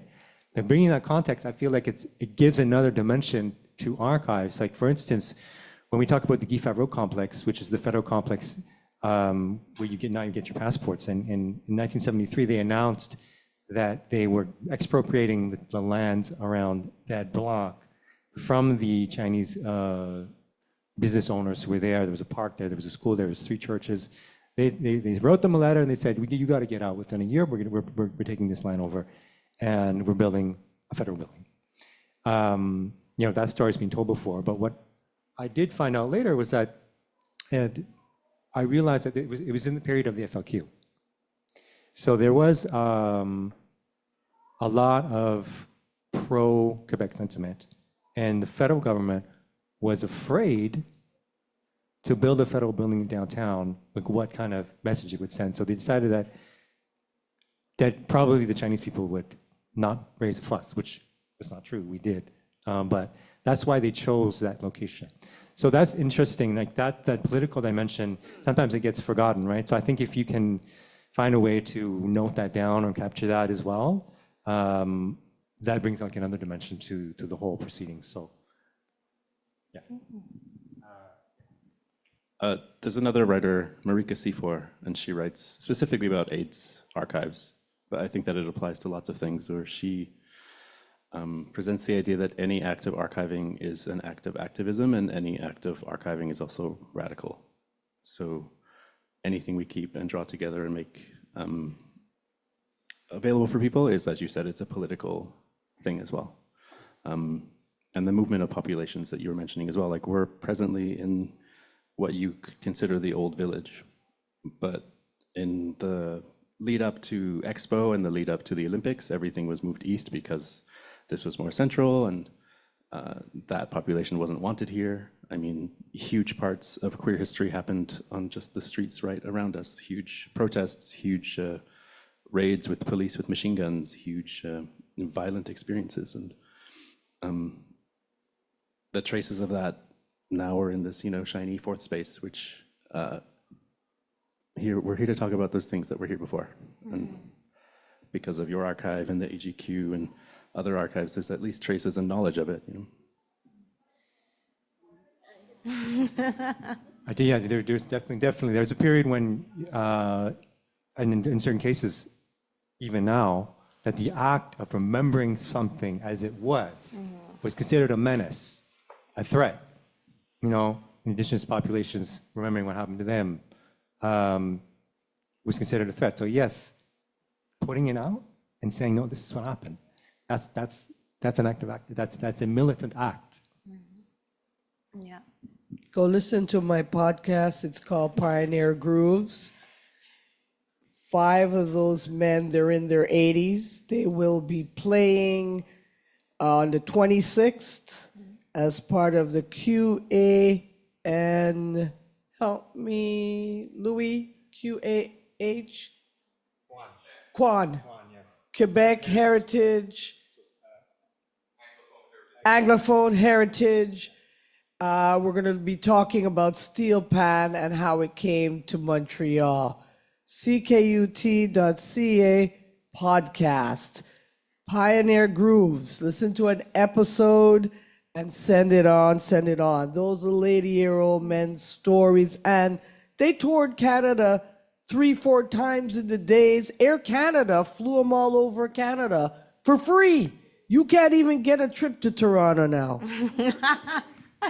Thank you so much. So we can have a round of applause for our panel. Thank you.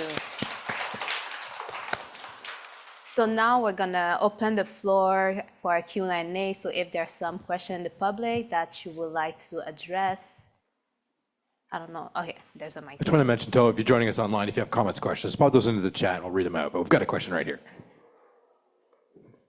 I was wondering if Laura and Parker could show more of the images of the materials show more of the materials they brought, just so we could see it. I can do it while people are talking. Yeah. Maybe another questions, just because I'm really curious to see which materials you selected. But also it would be nice, like Parker said, if there's some picture, if you can also give a political background, but if you know the dates, because maybe you don't know all of the dates, because I know for example, the Chinese history, the Exclusion Act, if there's some, so if you have I don't know, who want to go first, Law, Parker? So.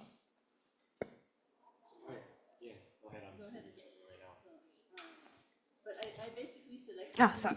We can give you.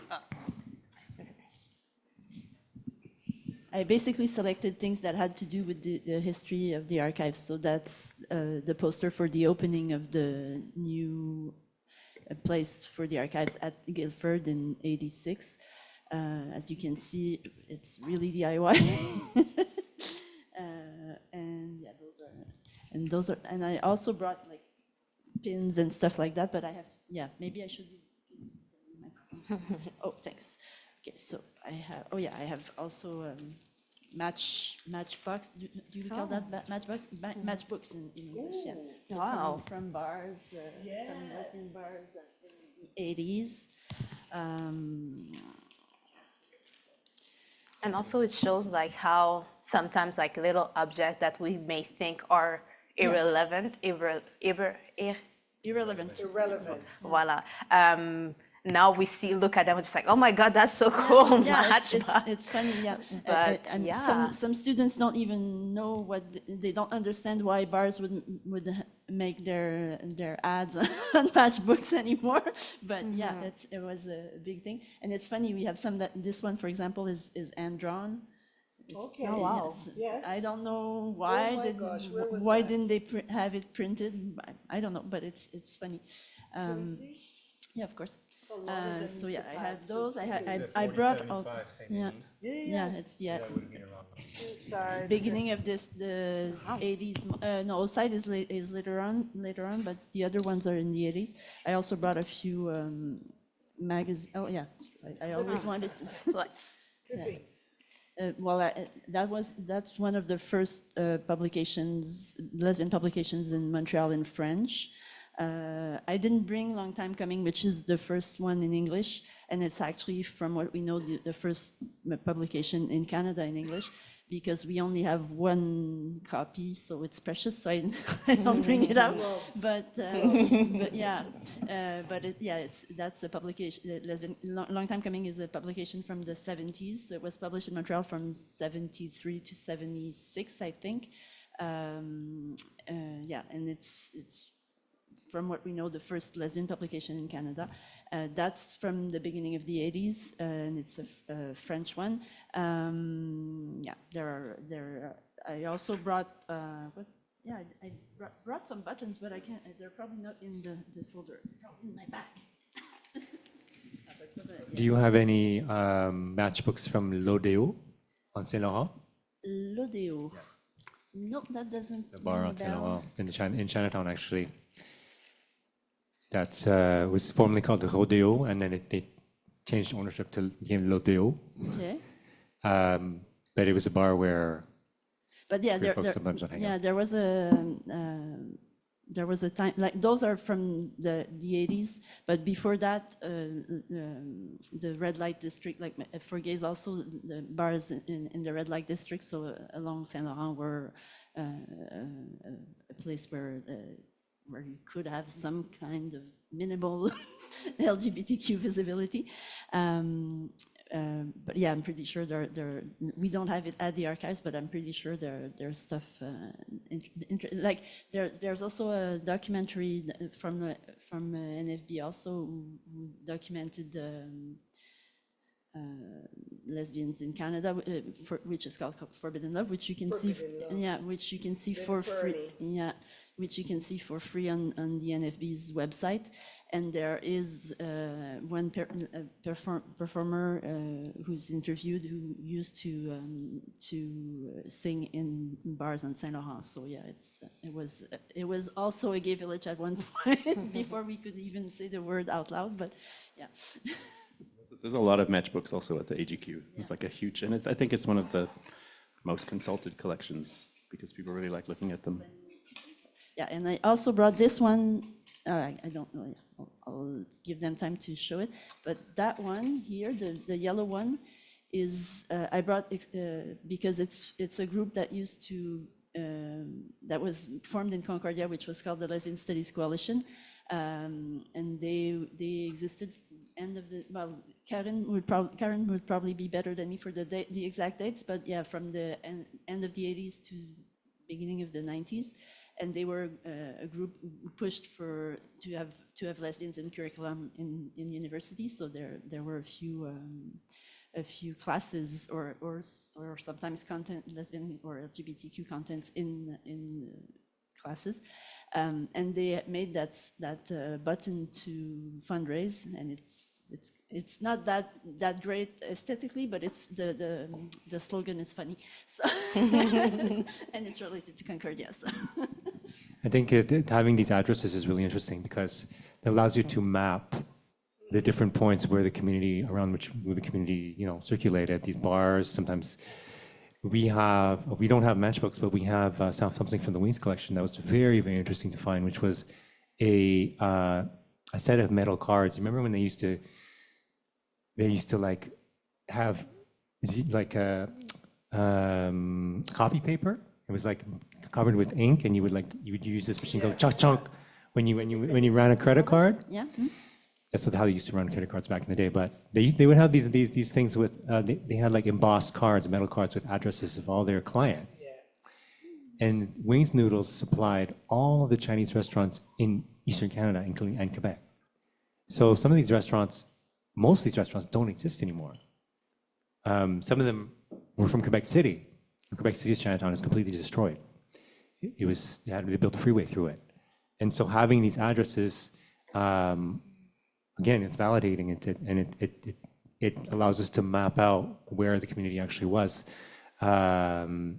because Wings Noodles literally sent their goods to every single little Chinese restaurant in every little town all over Quebec. So something like this, something as innocuous as a matchbook, is really interesting actually to be able to map that out and say, oh, 4075B, that's now American Apparel or whatever. Yeah, I think it's a yoga studio, that one. Yoga studio, excuse me. Yeah. But yeah, it's the same. The same is true for most of those. Actually, all of those lesbian bars from the 80s and 90s. None of them exist anymore. Around the exhibition this summer, we also did a guided tour of the Lesbian Plateau, and we realized when we put together the tour that all the physical places where we brought people, there's nothing left there that has anything to do with lesbians, but it was fun anyways walking through the plateau, and we brought posters or matchbooks or stuff to illustrate the tour. But yeah, it's really interesting to see that, for example, in the 80s like bars were there, bookstores, École Guilford, lesbians actually lived in the plateau also, because it's before it became gentrified. So yeah, there's importance. It helps us see also why that community was so active, because they were also in the same place. It was easy. I mean, you went out to the bar, you met people, you could say, oh, I have this project, or you went to École Guilford, same thing. So yeah, it's really interesting to be able to document the places also. Yeah. Oh yeah, we did a map with MEM, like a wall-sized map of the plateau, where we indicated some of the bars and the restaurants and all that. But yeah, there's lots of stuff. One of our board members is a geographer, Julie Podmore, who's also a teacher here, actually, a professor here. And so she worked a lot on where the lesbian, but actually also the LGBT community was like where the community lived in Montreal, where the bars, where the commercial spaces were, and she and others documented the fact that the village moved from the west to the east around the Expo and the Olympics. So but you can see that there are geographical places. Yeah. I don't know, Parker, if you want to show your pictures. Well, I don't know, maybe in the interest of time, we can take other questions. I can show you my pictures later if you want. Okay. So I don't know if there's other questions in the room. There's one at the back. Yeah, I just wanted to jump in here. There's a couple really great questions coming in via Zoom, but are almost the basis of a whole new panel. So I'm just going to mention that people can add these comments and questions to our YouTube, and also we'll collect the questions and pass them on to the organizers. But maybe we have time for one more question in the space. There was one. Was there someone? No? Sure. Okay. Hi, I wondered, do any of your archiving practices include digital files? And if so, I'm interested to hear what you've learned, because it seems digital files are just such a particularly difficult thing to archive because the technology is always changing. So I wondered if part of your archives is digital, and kind of if there are any lessons learned that you could share with people who are archiving digital things now in this moment and are trying to get them to last for a long period of time. Well, ours is music, and then the video are MPEGs. What is difficult, and we're learning now, is licensing music for podcasts, whereas we're a radio station, and you come in, I interview you, we play your records, and that's that. Because potentially the podcast, prayerfully, is going to last for 60 years, we are now having to license and sign, and that's where it gets a little bit weird, but good weird.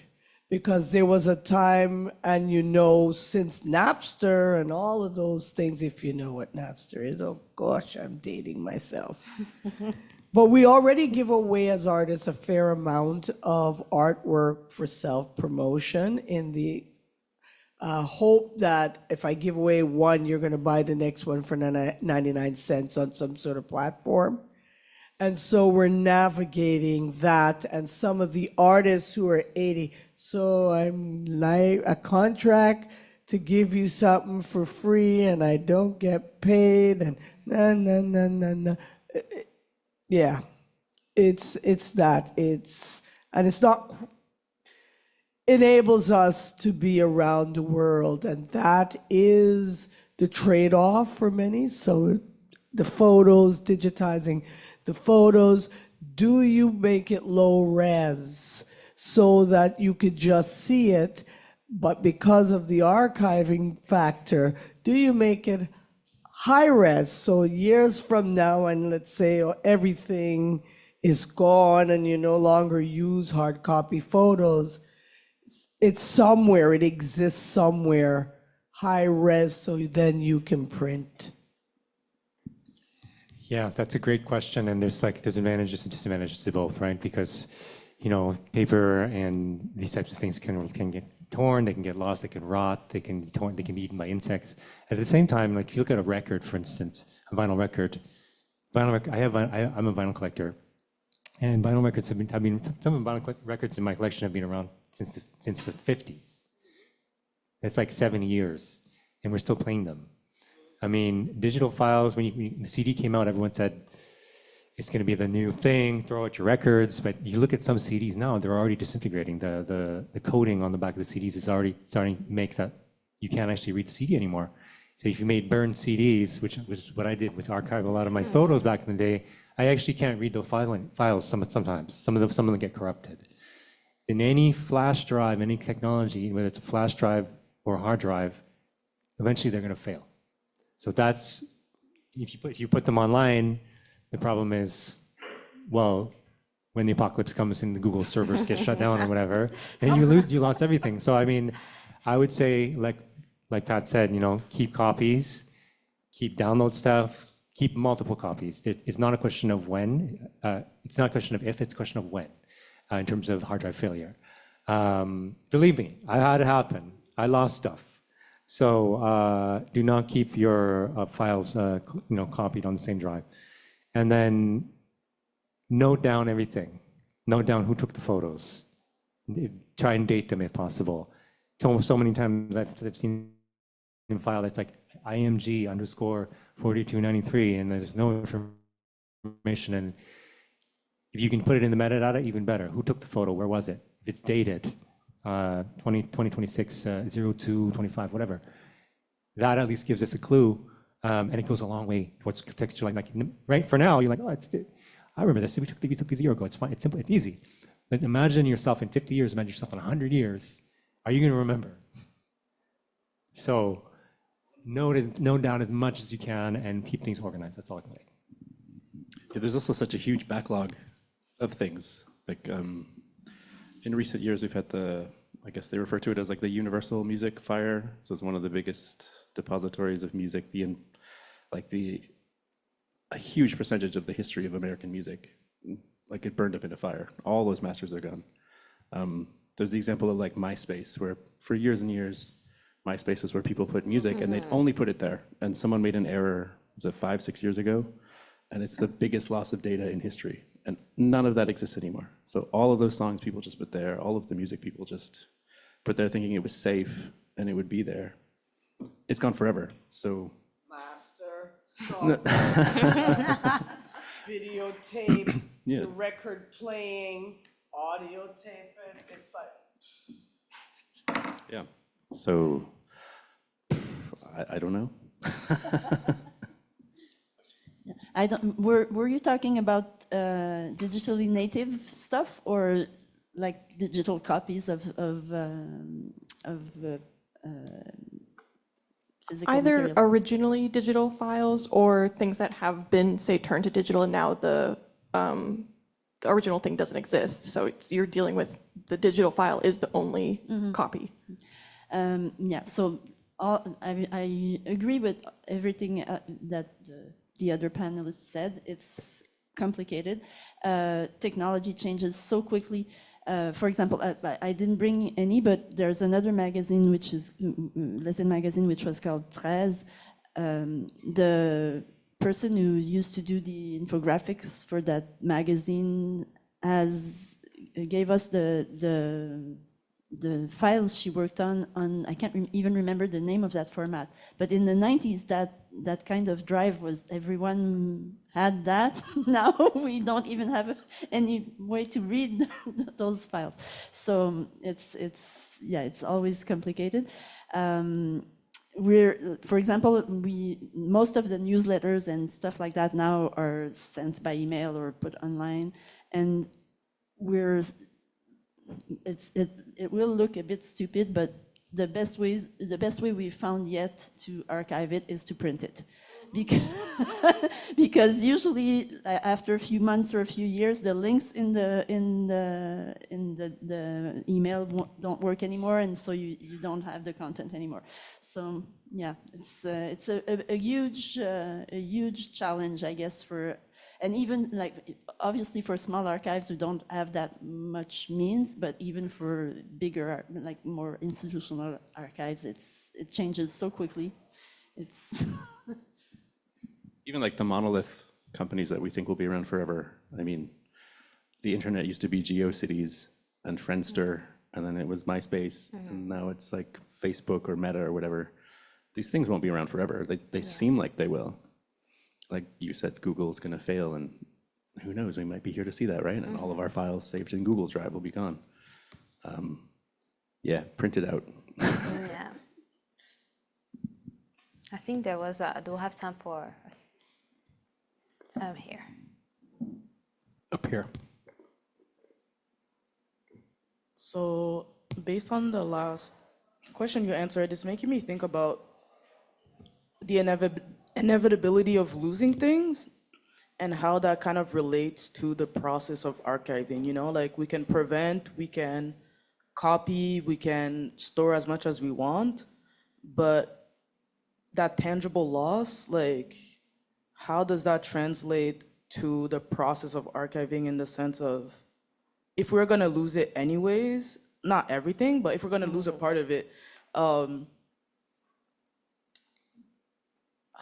What's the point? not what's the point in the sense, because it's still important, I believe it's Yeah. important. It's just more like, would that be a path to rediscovery later? Like things that are lost sometimes turn up, you know? So I was kind of just thinking about the idea of kind of like the inevitably a loss of archives, and But I like what you said earlier about oral history, because oral history is like the OG of archiving. And I feel the fact that we're living in a material world and everything has to be material. If we just rely on that, one day we're going to lose everything. But if we make sure that we have places like here where we share the world, like now, after this event today, everyone is going away at home with a part of the discussion that we had today. So it's a part of archiving the moment.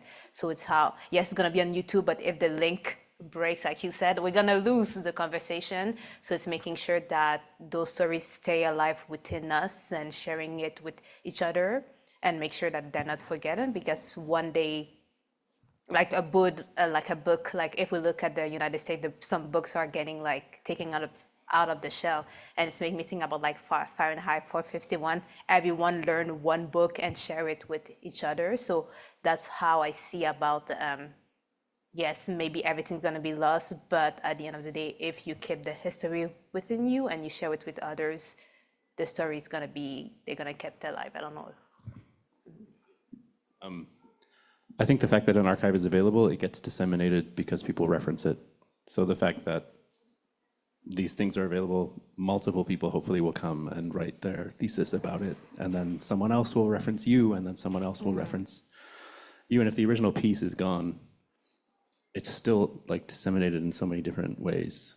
And for me, like that's the most interesting. Like I wrote a thesis, but you know, who cares? Like X number of dozens of people will read it, but by disseminating it in a different way, like on a screen or through an exhibition or something, if all of those things disappear, there's all of these references or impressions that were made.